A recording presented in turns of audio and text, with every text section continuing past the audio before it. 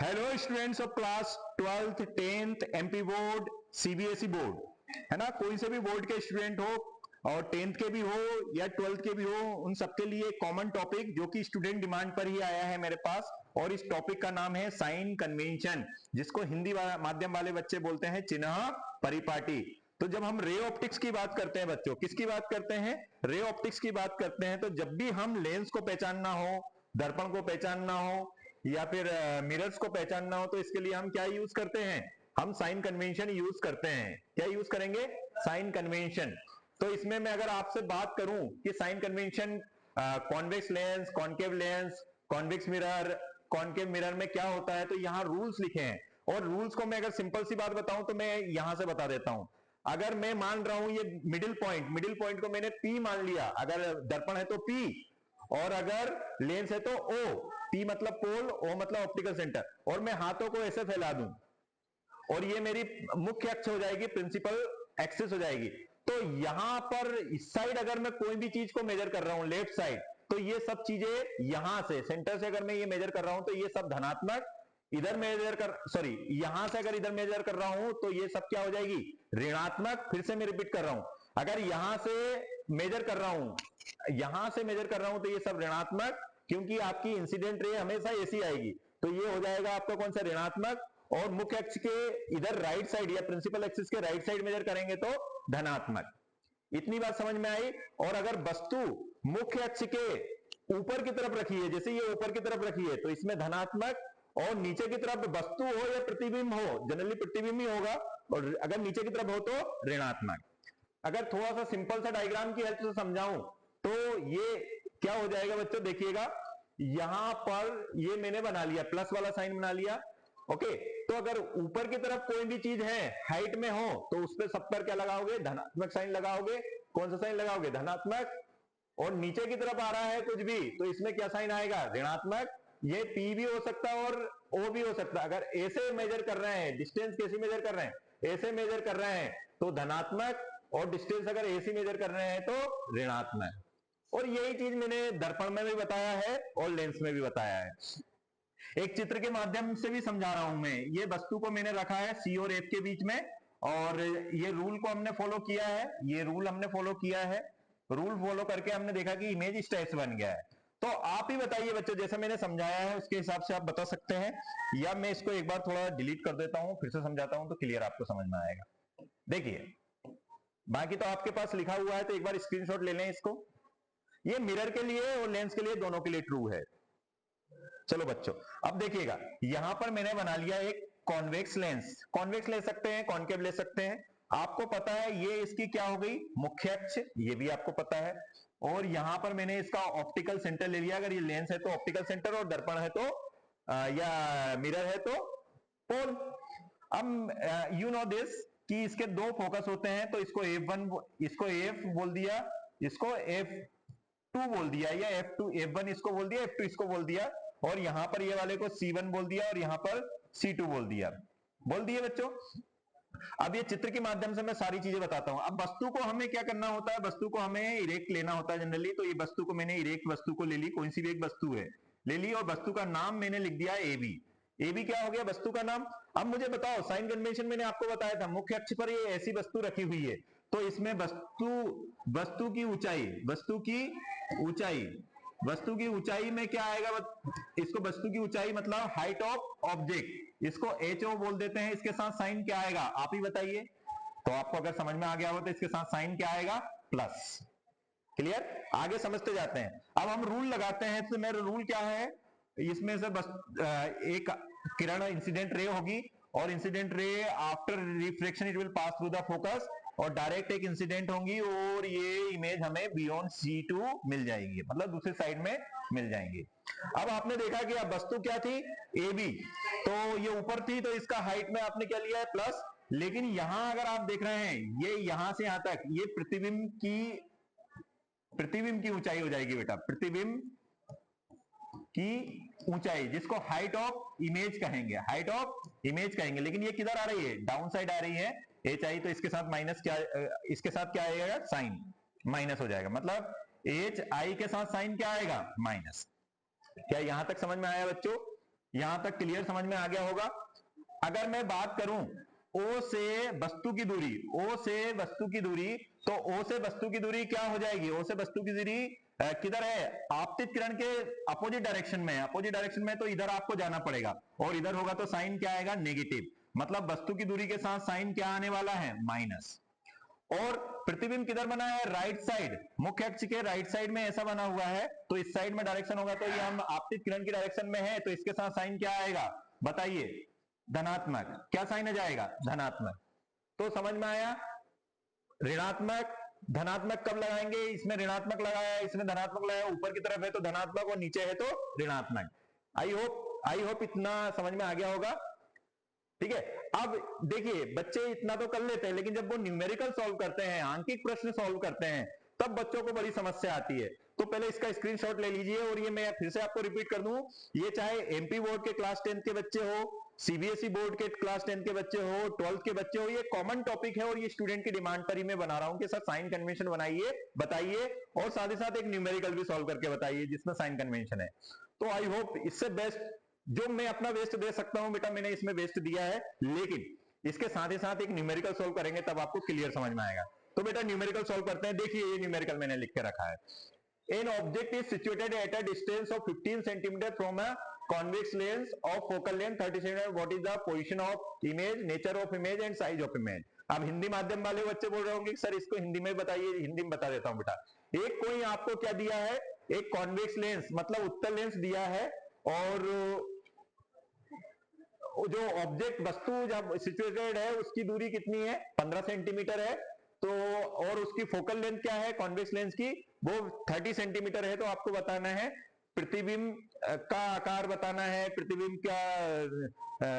क्या बोलेंगे, प्रतिबिंब का आकार बताना है, प्रकृति बताना है, और नेचर बताना है। नेचर बताना मतलब साइज बताना है, आकार बताना बता ही दिया है ना।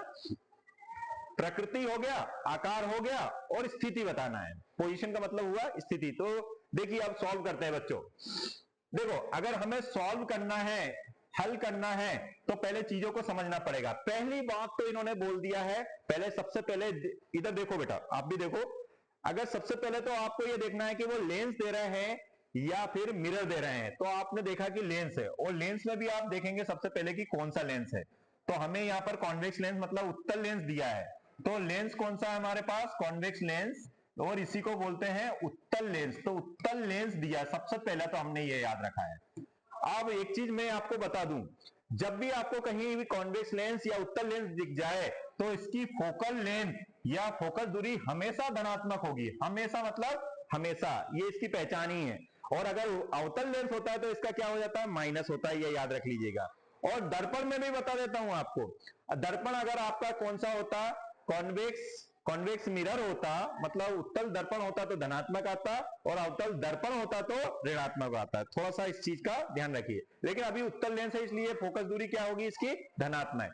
तो एक चीज हमें ये याद रख लेते हैं। चलो अब ये चीज समझ आओ। और वस्तु की दूरी, वस्तु की दूरी मैंने आपको बताया था वस्तु किधर होगा? Left side. तो वस्तु की दूरी के लिए हम क्या लिखेंगे? नेगेटिव। तो अभी लिख लेते हैं वस्तु की दूरी मतलब ऑब्जेक्ट डिस्टेंस, और ऑब्जेक्ट डिस्टेंस को हम क्या लिखते हैं? यू। तो यू के साथ, यू के बराबर में क्या लिखेंगे? 15 सेंटीमीटर, 15 सेंटीमीटर। लेकिन ये है किधर सिचुएटेड? Left side. तो हमेशा वस्तु के साथ में हम क्या साइन लगाएंगे? माइनस। ये साइन कन्वेंशन या चिन्ह परिपाटी थोड़ा समझते जाइए बच्चों। तो लेंस भी बता दिया आपको। अब फोकल लेंथ, अब फोकल लेंथ में हमने पहले देख लिया था कि कौन सा लेंस है, तो हमें दिख ही रहा है कॉन्वेक्स लेंस मतलब उत्तल लेंस है। तो इसकी फोकल लेंथ हम धनात्मक लगाएंगे बेटा। क्या लगाएंगे? धनात्मक। और धनात्मक लगा दी तो इसका वैल्यू क्या है? 30 सेंटीमीटर। तो 30 सेंटीमीटर। तो आपको सारी चीजें बतानी है। क्या ये साइन कन्वेंशन आप बच्चा समझ में आया होगा इतना? अगर साइन कन्वेंशन आ गया तो आप ऐसे न्यूमेरिकल चुटकी में कर पाओगे। और अगर साइन कन्वेंशन लगा के अगर आपने नहीं किया तो वो आपका आंसर आपको ऐसा लगेगा कि आपने सही कर दिया, लेकिन वो रॉन्ग हो जाएगा। तो देखते हैं बेटा क्या करना है अब हमें इसमें। अब हमें लेंस सूत्र है ना, थिन लेंस फॉर्मूला जो होता है उसका यूज करना है, या थिन लेंस इक्वेशन है उसका यूज करना है। तो बच्चों करते हैं। तो इसको मैं यहां से हटा देता हूं ताकि स्पेस हमें एक ही स्लाइड में पूरा हमारा आंसर आ जाए। अब जैसा कि मुझे यहां पर एक चीज समझ में आ गई है। क्या समझ में आ गई बच्चों? अगर मैं इसका सॉल्यूशन करूं तो मुझे एक चीज समझ में आ गई, फोकल लेंथ यहां पर प्लस में है और ये फोकल लेंथ कितनी दी हुई है 30 सेंटीमीटर दी है, तो प्लस लगाना जरूरी है। साइन कन्वेंशन लगाए तो उसमें दिखाइएगा। और ऑब्जेक्ट डिस्टेंस उसमें आपने -15 सेंटीमीटर लिख लिया, ये भी लिख लिया है। अब आपको क्या करना है, लेंस सूत्र लगाना है। लेंस सूत्र से या लेंस इक्वेशन से, लेंस सूत्र से, इसी को हम बोलते हैं by lens formula. Lens formula, अब लेंस फॉर्मूला में चाहे आप कॉन्वेक्स लेंस लें, चाहे कॉनकेव लेंस लें, चाहे उत्तल लेंस लें, चाहे अवतल लेंस लें, हमें दोनों के लिए फॉर्मूला सेम है। और वो फॉर्मूला क्या है, 1/f is equal to 1/v minus 1/u। बेटा ये सूत्र याद रखिएगा, ये फॉर्मूला याद रखिएगा। चलिए, आपको आई होप ये तो याद होगा ही होगा, लेकिन इसको यूज कैसे करना है ये बच्चों को बड़ा डाउट होता है। और ये मुझे स्पेशली एक स्टूडेंट, सीबीएसई के स्टूडेंट से ही एक क्वेश्चन आया था कि सर इस पर एक क्वेश्चन जरूर बना दीजिएगा। तो मैंने कहा कि ये दोनों माध्यम वाले बच्चों के लिए बना दूंगा। अभी स्पेशली मैं हिंदी माध्यम वाले बच्चों को पढ़ा रहा हूं, लेकिन टीचर किसी भी माध्यम का नहीं होता है, मैंने एक वीडियो में बताया है। तो आपकी डिमांड पर भी मैं ये बना रहा हूं, लेकिन हिंदी मीडियम वाले बच्चों को भी मिल पाए इसलिए मैंने दोनों बाई लैंग्वेज में बना रहा हूं आपको। चलिए, अब देखो बेटा, आपको इमेज से संबंधित सारी चीजें, ये पोजीशन ऑफ इमेज है, मतलब प्रतिबिंब की स्थिति, ये नेचर ऑफ इमेज है, मतलब प्रतिबिंब की प्रकृति, ये साइज ऑफ इमेज है, मतलब प्रतिबिंब का आकार। आई होप जिसको शॉर्ट में मैं बोलता हूं पोई नोई सोई। क्लियर है, समझ में आ गया। चलो देखते हैं बच्चों। तो पहले तो हम ये कैलकुलेशन करते हैं। तो 1/+30 लिखेंगे, प्लस लगाइए अभी यहां पर। फिर इज इक्वल टू है तो is equal to 1/v। v तो हमें निकालना है, तो आप चाहें तो इसको x लिख दे या v को v ही रहने दें, कोई प्रॉब्लम नहीं, v को v ही रहने देते हैं। फिर माइनस है तो माइनस 1/u की वैल्यू क्या है -15, तो इसको ब्रैकेट में -15 लिखें। ठीक है बेटा, आप देखिएगा 1/v और ये माइनस माइनस में मल्टीप्लाई हुआ तो 1/15 हो जाएगा। ठीक है, और ये 1/30 तो चल ही रहा था। हमें चाहिए क्या, v चाहिए, तो 1/v को अभी हमने यहीं रहने दिया और ये इसको इधर लाए, तो ये हो जाएगा 1/30 तो प्लस का है, ये प्लस वाला इधर आएगा तो माइनस के 1/15 हो जाएगा। क्या यहां तक समझ में आया? हाँ, अब अगर मैं इन दोनों का एलसीएम लेता हूं तो एलसीएम आपको पता है 30 आ जाएगा, है ना, आता होगा ये एलसीएम निकालना, तो 30 आ जाएगा। और यहाँ क्या हो जाएगा 1, और यहाँ पर कितने से मल्टीप्लाई होगा 2 से, तो 2 1 जा 2 आ जाएगा, और ये क्या आ जाएगा 1/v। तो v का मान मेरे पास आ जाएगा, मतलब अभी तो क्या है मेरे पास 1/v कितना आ रहा है बेटा -1/30। तो मुझे v का मान निकालना, तो इसको इधर मल्टीप्लाई किया, इसको इधर किया, तो v का मान मुझे यहां पर मिल गया -30 सेंटीमीटर। कितना आ गया बच्चों, -30 सेंटीमीटर। अब ये याद रखने, अब देखो बेटा, अब ये साइन कन्वेंशन भी मैं नेचर बता दूंगा, और पोजीशन नेचर, चलो नेचर तो हम उसके लिए आवर्धन पढ़ेंगे या मैग्निफिकेशन पढ़ेंगे, उससे बता दूंगा, लेकिन अभी इसकी स्थिति तो मैं यहीं से बता दूंगा आपको। ये स्थिति आप बताओ, वस्तु के साइड बनना चाहिए या वस्तु के अपोजिट साइड बनना चाहिए? भाई वस्तु के साइड, क्योंकि आपने देखा कि वस्तु जिधर रहती है उधर नेगेटिव साइन हम लिखते हैं, तो ये भी देखो उधर ही आया है।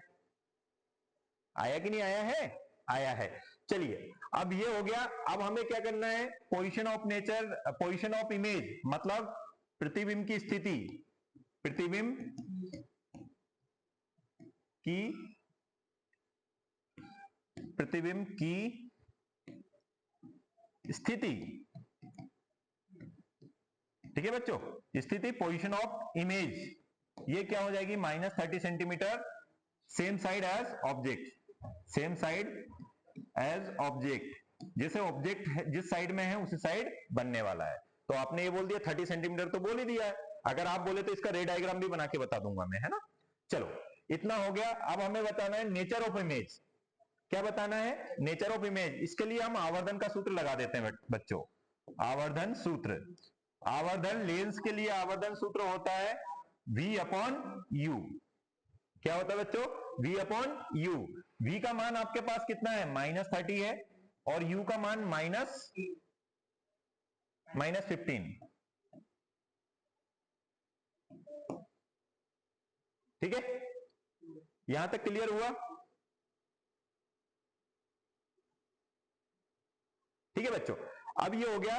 तो लेंस के लिए हम बात कर रहे हैं ना, तो लेंस में v/u आता है। ठीक है, तो 30, v -30 था और u कितना था -15, तो ये हो जाएगा 2। कितना आ गया, +2। अब आवर्धन कितना आ गया है, +2, +2 आया है।